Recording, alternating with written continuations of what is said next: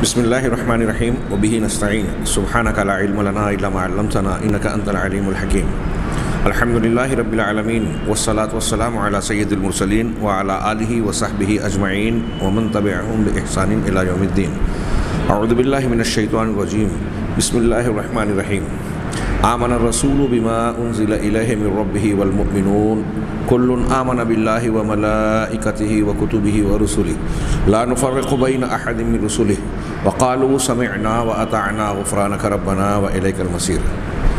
سامعین کرام، قادیان کے جھوٹے مدعی نبوت مرزا غلام احمد قادیانی کی جھوٹی نبوت، اس کے دعوے، اس کے حفوات اور اس کے کچھ بیانات کا تذکرہ جاری تھا۔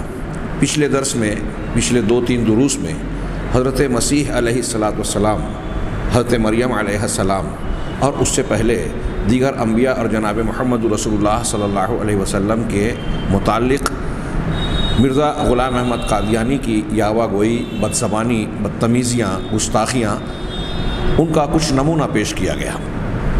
آگے شیخ صفی الرحمن صاحب مبارک پوری رحمہ اللہ نے عنوان قائم کیا، علماء اسلام اور عامۃ المسلمین کو گالیاں۔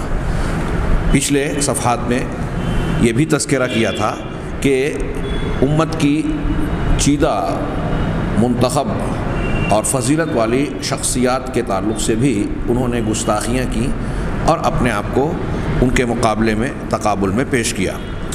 یہ عنوان اور اس کے مندرجات ملاحظہ فرمائیں، علماء اسلام اور عامۃ المسلمین کو گالیاں۔ یہ باب کئی حیثیت سے نامکمل رہ جائے گا اگر مرزا صاحب کے ان کلمات طیبات اور ارشادات بابرکات کا نمونہ پیش نہ کیا جائے جو انہوں نے اپنے مسیح اور محمدی اخلاق کے نمونے کے طور پر علماء اسلام اور عامۃ المسلمین کے حق میں فرمائے ہیں۔ یہاں سامعین کے لیے ہو سکتا ہے بعض سادہ لوح سامعین کی توجہ نہ جائے یا وہ نہ سمجھ سکیں، میں یہ وضاحت کر دوں کہ شیخ نے مختلف مقامات پر ارشادات بابرکات، کلمات طیبات، ان کی شیریں بیانیاں، شیریں کلامی، یہ جو الفاظ استعمال کیے ہیں یہ بطور طنز ہے۔ ہاں، کہ ان کے کلمات دیکھیے، ایک شخص ایک طرف نبوت کا دعویٰ کر رہا ہے، دوسری طرف اس کی زبان و بیان کا معیار کس درجے کا ہے یہ خود آپ طے کر سکتے ہیں۔ چنانچہ اس جملے کے بعد فرماتے ہیں کہ حضرت مسیح کے سلسلے میں مرزا صاحب کے ارشادات پڑھ کر اگرچہ عام مسلمانوں کے متعلق ان کی پاکیزہ زبانی اور شیریں کلامی کا اندازہ کرنا مشکل نہیں۔ وہ کیسے جب حضرت مسیح کے بارے میں الٹی سیدھی زبان استعمال کی، الزام تراشے اور انتہائی گھناؤنی اور گھٹیا باتیں کہیں، ہاں، جو ایک عام شریف آدمی کے لیے بھی مناسب نہیں ہے، تو چھ جائے کہ ایک نبی کی شان میں وہ باتیں کہی جائیں۔ ہاں، ان کے تعلق سے جب ان کی جسارتیں ایسی تھیں تو ان سے بہت کم درجے کے علماء اور عام مسلمانوں کا تو کوئی شمار اور کسی قطار ہی میں نہیں ہے۔ شیخ وہی کہہ رہے ہیں کہ اس کا ذکر کرنے کے بعد اس کی ضرورت نہیں تھی کہ عام مسلمانوں اور علماء کے لیے ان کی زبان و بیان، شیریں کلامی کیسی تھی، لیکن شنیدہ کہ بود مانند دیدہ، ہاں، سنی ہوئی چیز دیکھی ہوئی چیز کی مانند کی طرح نہیں ہوتی۔ ہاں، ایک چیز ہم سنتے ہیں کہ ہاں ان کا ایسا کردار تھا، لیکن اس کی کچھ مثالیں براہ راست جب سامنے آ جائیں تو مزید واضح ہو جاتی ہے بات اور اس کی حقیقت سامنے آ جاتی ہے۔ اس لیے ہم ذیل میں مرزا صاحب کے کچھ مزید ارشادات سے ناظرین کو متمتع کر رہے ہیں، لطف اندوز کر رہے ہیں۔ مرزا صاحب نے جب ایک مجدد کی حیثیت سے اپنے الہامی کاروبار کا آغاز کیا تو کچھ اکابر علماء ہند نے انہیں خیر خواہانہ مشورے دیے۔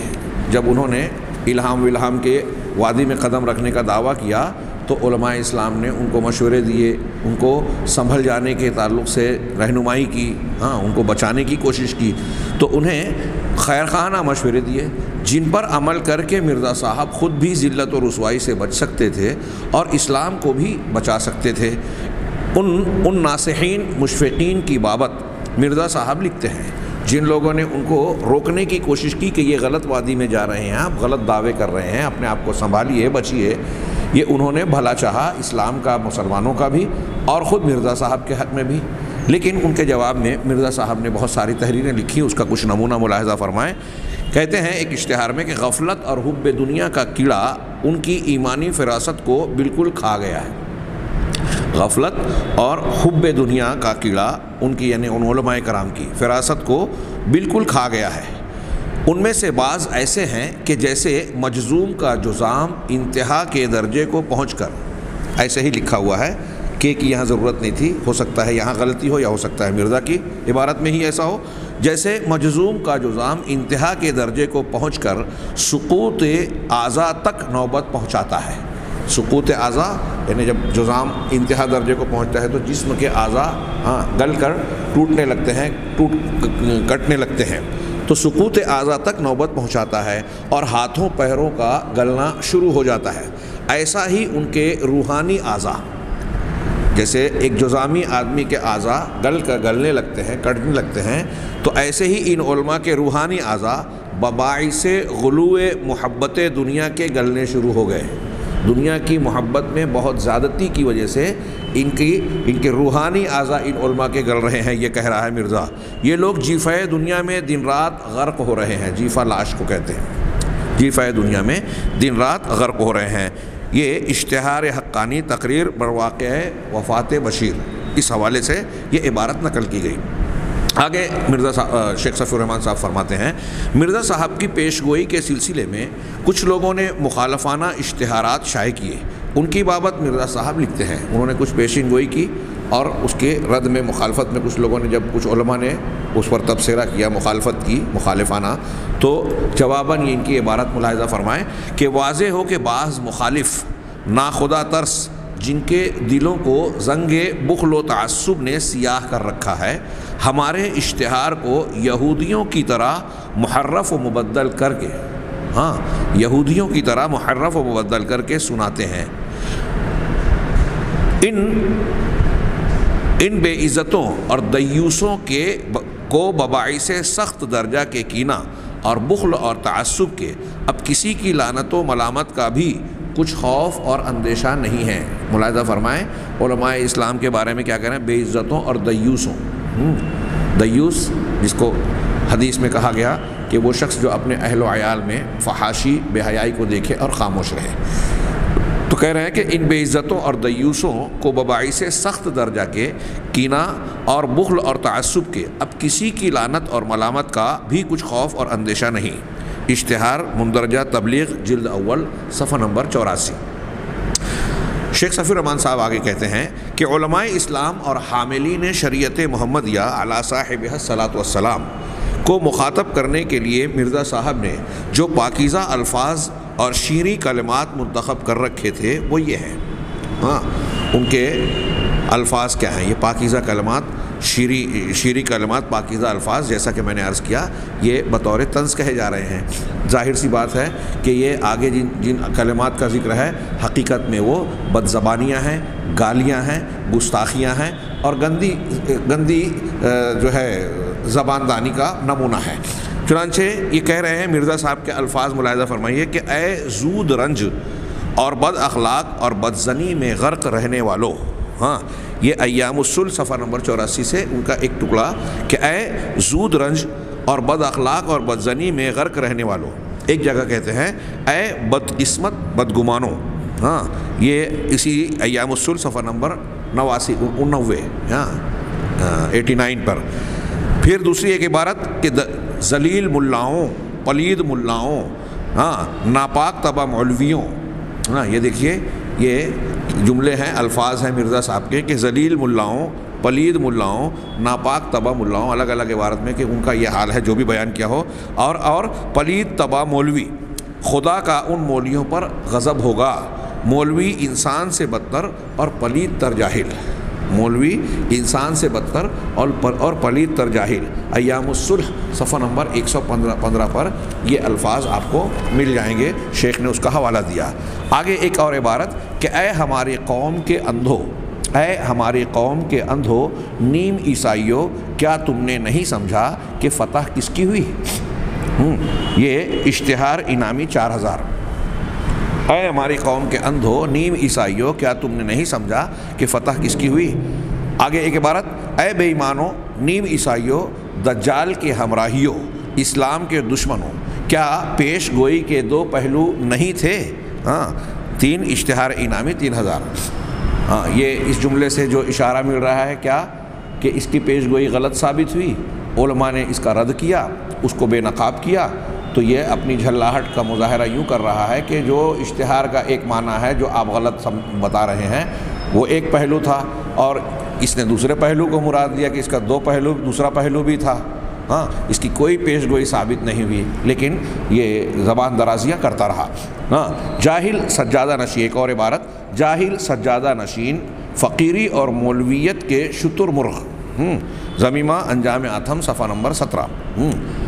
شیاطین الانس والجن، شیاطین الجن والانس، یہ اسی صفحے کے 19 میں یہ عبارت، یہ الفاظ علماء کے لیے استعمال کر رہا ہے. آگے ایک اور عبارت، اے فرقہ بدذات مولویاں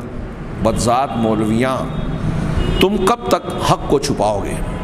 کہہ رہے ہیں اے فرقہ بدذات مولویاں تم کب تک حق کو چھپاؤ گے، کب وہ وقت آئے گا کہ تم یہودیانہ خصلت چھوڑو گے. اے ظالم مولویو تم پر افسوس کہ تم نے جس بے ایمانی کا پیالہ پیا وہی عوام کل انعام کو پلایا. یہ انجام آتھم صفحہ نمبر 21 سے منقول عبارت ہے. ایک اور عبارت، مردہ پرست پادری اور نفاق زدہ یہودی، مردہ پرست پادری اور نفاق زدہ یہودی سیرت مولوی سخت ذلیل ہو گئے. ہاں یہودی صفت مولوی، یہودی سیرت، ہاں مردہ پرست پادری اور نفاق زدہ یہودی سیرت، یعنی پادریوں اور یہودیوں سے مشابہت دیتے ہوئے کسی مولوی کو کہہ رہے ہیں کہ سخت ذلیل ہو گئے، مولویوں کو کہا. ہاں یہ عبارت جو ہے یہ بھی انجام آتھم صفحہ نمبر 24 سے ہے.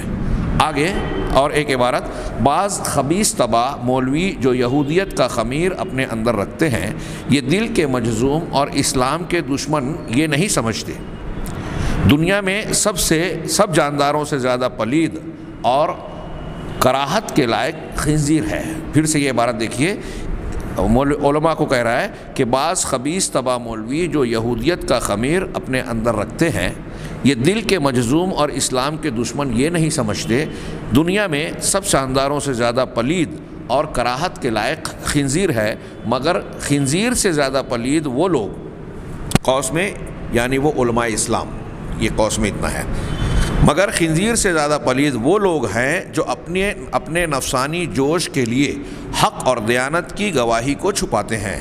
اے مردار خور مولویو، او گندگی خور روحو، اے مردار خور مولویو، او گندگی خور روحو، تم پر افسوس ہے کہ تم نے میری عداوت کے لیے اسلام کی سچی گواہی کو چھپایا.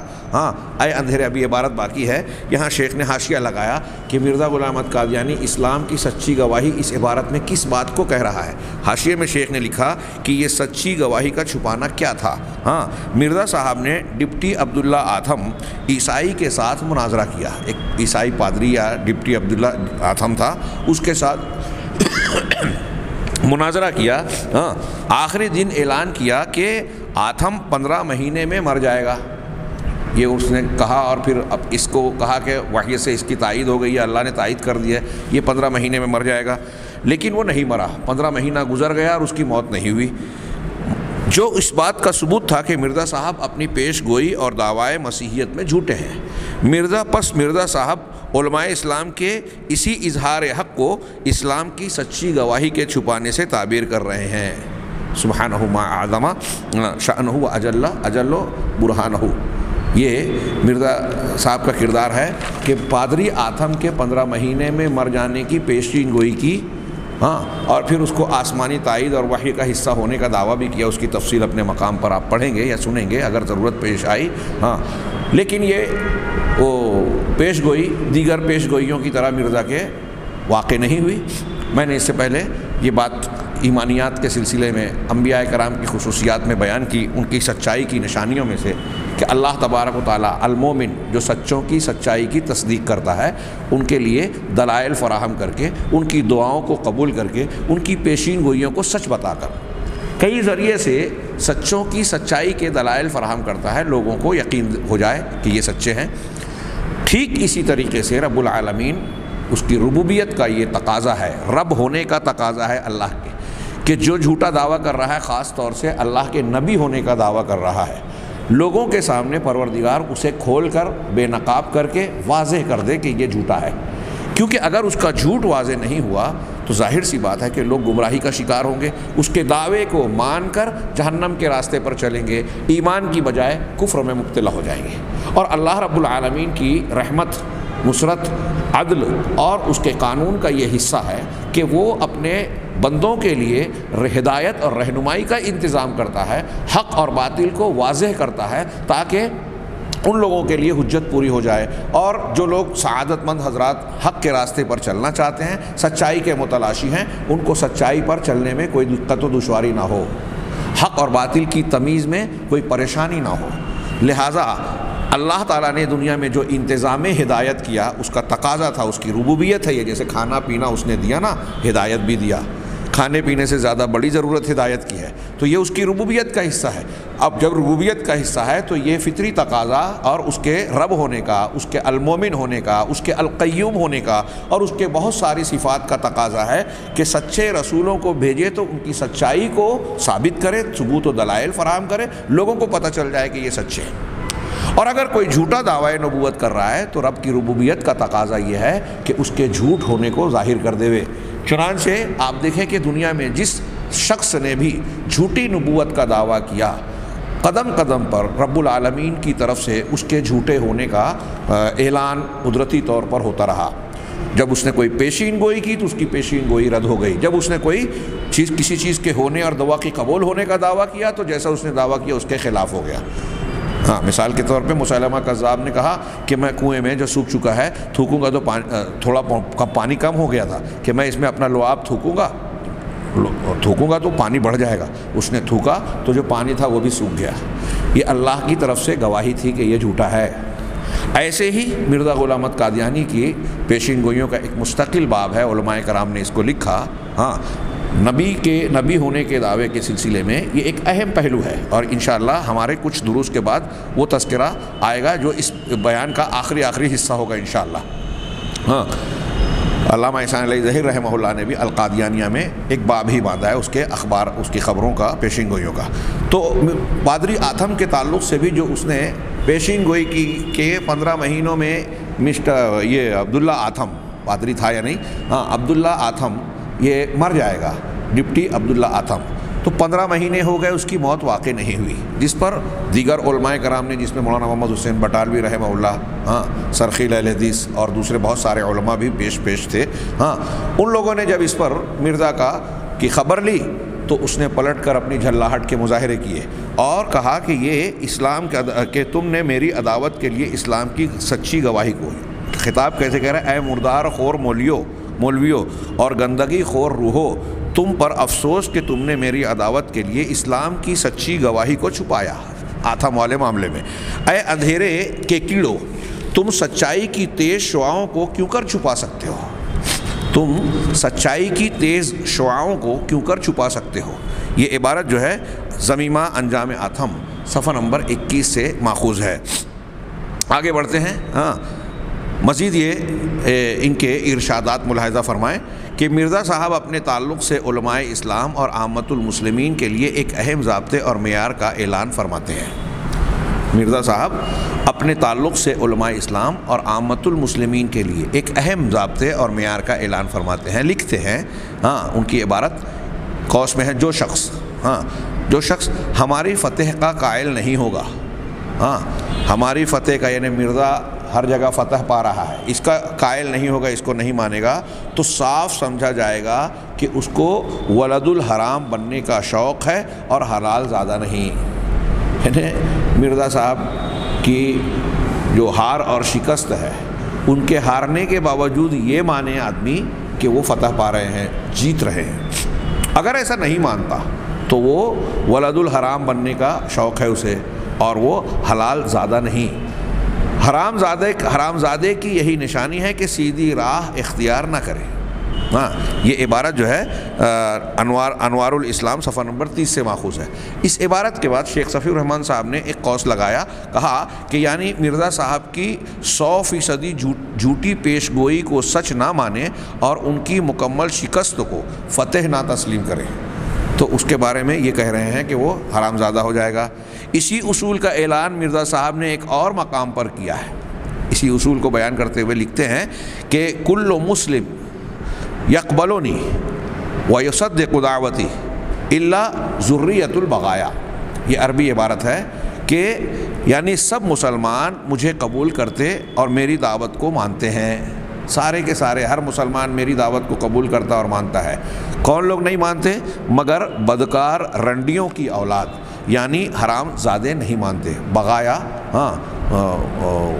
فاحشہ عورت کو کہتے ہیں. تو جو بغایا کی اولاد ہیں، رنڈیوں، بدکار رنڈیوں کی اولاد یعنی حرام زادے نہیں مانتے، ان کے باپ کا پتہ نہیں ہے. گویا آئینہ کمالات اسلام صفحہ نمبر 447. یہ مرزا صاحب کی عبارت ہے. آگے شیخ نے بڑا اچھا اس کا تضاد پکڑا اور ان کی گرفت کی اور کہا کہ ان دونوں ارشادات میں مرزا صاحب کی ٹرک، یعنی ان کی چال ٹرک انداز بعین ہی وہی ہے جس کا الزام انہوں نے حضرت مسیح پر رکھا تھا کہ مسیح نے معجزہ مانگنے والوں کو حرام کار اور حرام کی اولاد قرار دے کر ان کا منہ بند کرنا چاہا تھا، اور اس پر تنقید کی تھی کہ اب مسیح صاحب نے کہا، مسیح علیہ السلام نے جب یہ کہا کہ جو ولد الحرام ہے یہ لوگ مجھ سے جو ہے معجزہ اور دلیل اور آیت مانگ رہے ہیں، نشانی مانگ رہے ہیں، تو اب مرزا صاحب نے وہاں لکھا تھا، ہم یہ عبارت پیچھے پڑھ چکے ہیں، سن چکے ہیں کہ جو شخص مطالبہ کرے وہ ولد الحرام اپنے آپ کو بنائے. تو ٹھیک وہی بات تو یہاں یہ اپنے تعلق سے کہہ رہے ہیں کہ جو میری نشانیوں کے سلسلے میں شک کرے یا نہ مانے، میری بات کو سچ کو نہ مانے. اور اس سے پہلے کی عبارت میں کہ جو شخص میری فتح کا قائل نہیں ہوگا، اس کی شکست ہونے کے باوجود فتح نہ مانے گا، تو وہ جو ہے ولد الحرام ہوگا، حلال زادہ نہیں ہوگا. تو شیخ نے آگے کہا، شیخ صفی الرحمن صاحب نے، کہ ہاں مرزا صاحب کے اس اصول کا یہ نقطہ لطیف بھی ملحوظ خاطر رہنا چاہیے کہ اس اصول کی بنا پر آج جو شخص مرزا صاحب کی تکذیب کر کے حرام زادہ قرار پا چکا ہو، کل ان کی تصدیق کر کے حلال زادہ ہو جائے گا. سبحان اللہ. یعنی شیخ صفی الرحمن صاحب کہہ رہے ہیں کہ اگر ایک آدمی نے پہلے مرزا غلام احمد قادیانی کا رد کیا، اس کی فتح کا قائل نہیں ہوا، تو اور جو اس کی تصدیق نہیں کیا، تو اس کے اصول کی بنیاد پر وہ حرام زادہ ہوگا. اب وہ حرام زادہ کہلا رہا ہے، لیکن جب وہ مرزا صاحب کی سچائی کو مان لے گا، ان کی شکست کو بھی فتح مان لے گا، تو یہ حرام زادہ حلال زادہ ہو جائے گا محض ان کو ماننے کی وجہ سے. سبحان اللہ. مرزا صاحب کا ایک اور پاکیزہ بول سنیے. مرزا صاحب کا ایک اور پاکیزہ بول سنیے. فرماتے ہیں ان العدا عدا یا عدا سارو خنازیر الفلاح نساؤہم من دونہن الا کلب او الاقلب. جو بھی ہے عبارت میں اس طرح فاصلہ ہے. ترجمہ یہ ہے، عربی کا شعر ہے کہ میرے مخالف جنگلوں کے سور ہیں اور ان کی عورتیں ایسی ہیں کہ کتیاں بھی ان کے سامنے ہیچ ہیں. فرمائیے، میرے مخالف جنگلوں کے سور ہیں، یعنی اپنے مخالفین کو جنگلی سور کہہ رہا ہے، اور ان کی بیویوں کو، عورتوں کے بارے میں کہہ رہا ہے کہ وہ سب کتیا بھی کے سامنے بھی، کتیا سے بھی کمتر ہیں، ان سے بھی ہیچ ہیں. آگے شیخ نے فرمایا افضل العلماء رئیس المحدثین سید الطائفۃ السلفیہ شیخ الکل فی الکل. علامہ سید نذیر حسین محدث دہلوی رحمہ اللہ کو مرزا صاحب نے ظالم طبع، دافع البلا صفحہ نمبر 88، ظالم طبع اور فرعون لکھا ہے. فرعون یہ ضمیمہ انجام آتم صفحہ نمبر 56 میں. اور ان کی وفات پر ان کی تاریخ وفات ماتا ضال حائمن کے لفظ سے نکالی. ماتا ضال حائمن کے لفظ سے نکالی. یہ مواہب الرحمن صفحہ 127 میں ہے. اسی طرح مولانا محمد حسین بٹالوی اور مولانا احمد اللہ امرتسری اور مولانا ثناء اللہ امرتسری رحمہم اللہ، یہ سب علماء اہل حدیث اس وقت کے چیدہ صف اول کے علماء میں شمار ہوتے تھے، اور ان کے دیگر میدانوں کے ساتھ ساتھ رد قادیانیت میں بھی انتہائی نمایاں اولین اور ناقابل فراموش کارنامے ہیں.